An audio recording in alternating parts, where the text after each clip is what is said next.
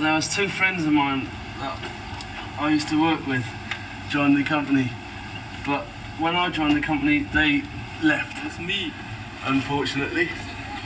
And so I stayed on because I was enjoying what I was doing. I met them when they came the first time to Berlin. Worked with them, put a crane on a truck and started doing with them some shows.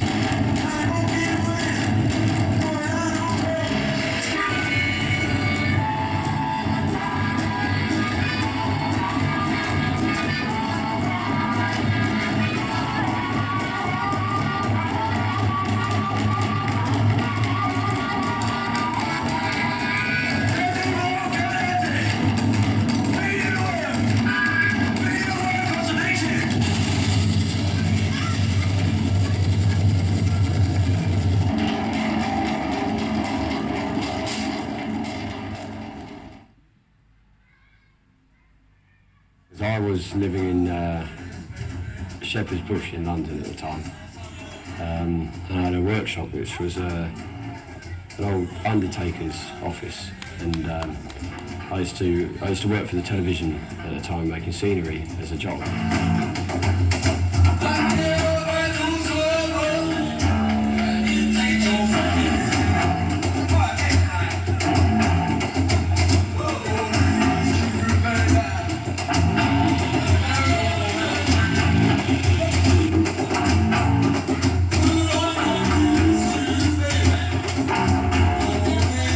At the time, there was a mechanic, Robin, who was working in a little workshop just below me, and he used to always work late, and I always used to work late.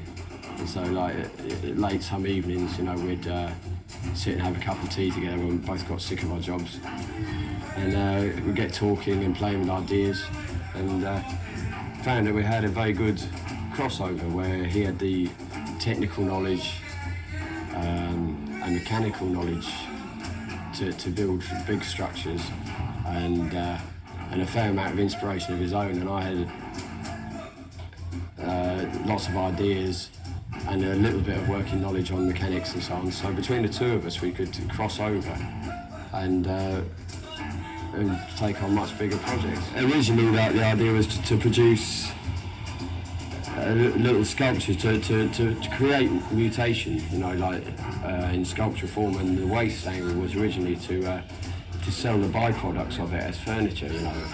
You'd make an idea purely for the creativity, and then the byproduct of it was then going to be sold as a table lamp or a bit of furniture or something. This was the idea, to keep the show going and performances going. Quite useful when you're building birds to find the head first, finding something that looks a bit like a head. This is a designer saw. It's like a sort of dinosaur made out of pieces of rust and metal.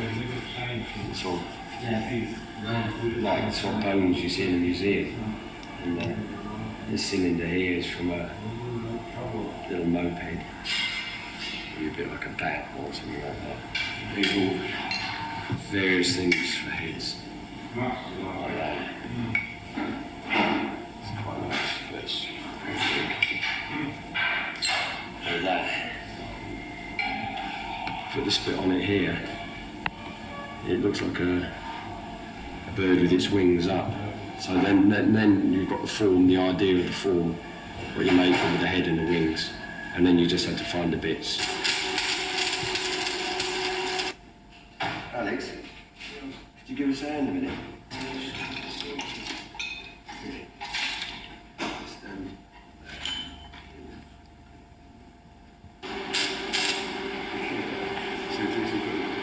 It became like a sort of legend, you know, like people saw these come into a warehouse and they'd see these people living this bizarre lifestyle, and so they'd go off and tell their friends, and the thing would get bigger and bigger the more people exaggerate, and so it became a sort of legend.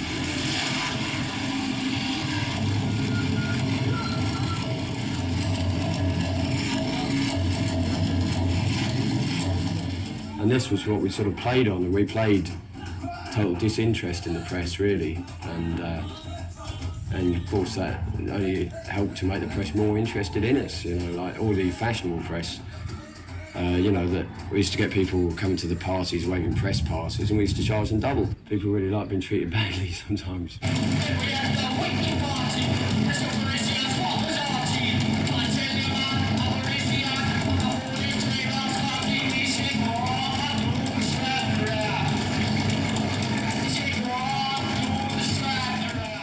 And I think we were the first people to have warehouse or large warehouse parties in London, which came from being a group of people that in fact decorated warehouses or decorated their space with scrap.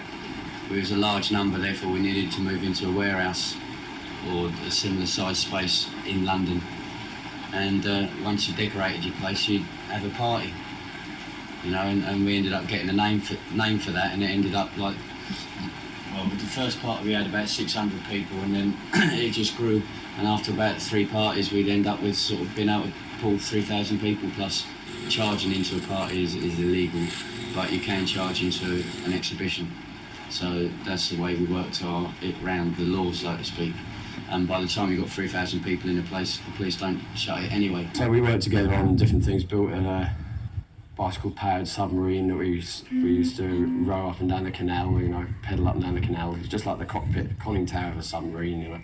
We used to just go up and down the canal on it, and things sort of went on, and eventually we decided that it would be worth making it mobile.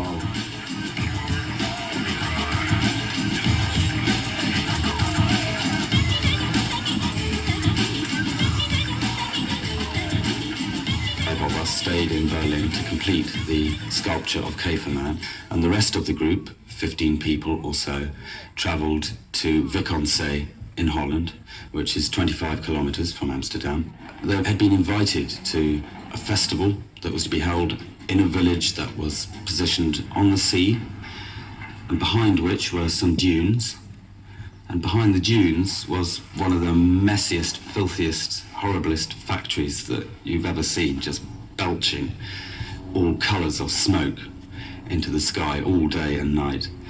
Severe pollution, and the beach in front of the village with 2,000 or 3,000 people living there was threatened with the dumping of sludge and silt from the canals in Amsterdam when they dredged them. The people there had united themselves and were very concerned about this pollutive threat and decided to hold a festival to bring attention to this, and they asked us if we would like to build some sculpture.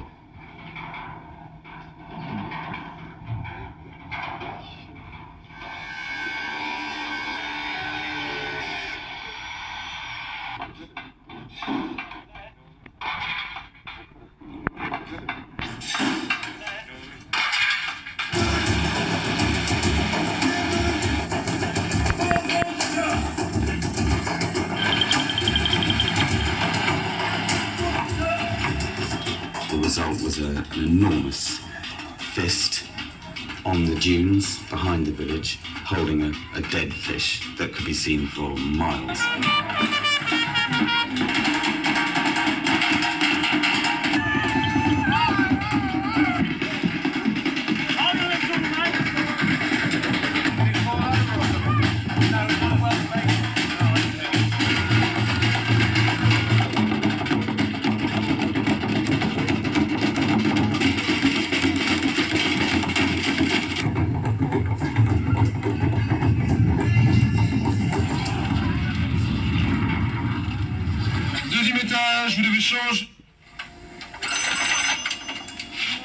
Hello, Lucy. Uli is here. He's coming over to you then.